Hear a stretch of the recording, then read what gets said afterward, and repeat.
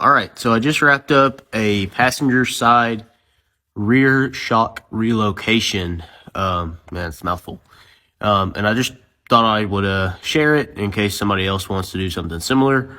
But this is a 2002 Sierra that works on obviously probably Silverados too.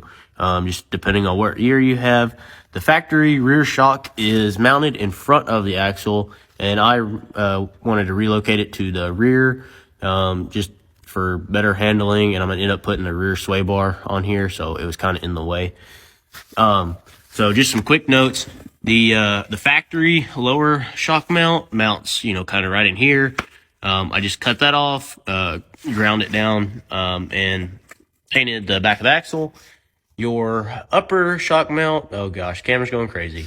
Upper shock mount's up there. You really don't have to remove it. I'll probably remove it later, but that's beside the point. The upper mount that I went with, it's just a factory style shock mount similar to the one that was already up front, but I bought that, welded it there. I think I paid probably $10 for it. Not too bad. So the heart of the whole relocation is these universal coilover mounts. I think I bought them on eBay or Amazon. They're about $30, so it's not a bad price. And so he basically just welded it to the back of the axle. And then the driver's side, of course, the brackets come in a set.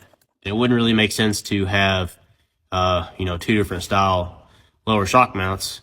So basically, I cut off a portion of the driver's side lower shock mount as well.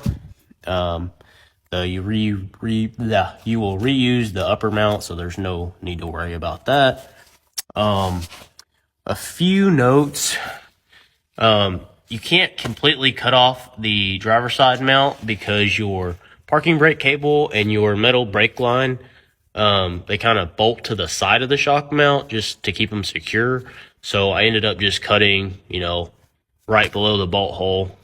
And then on the passenger side, this bracket here, I had to cut that off and rotate it 180 degrees and re-weld it.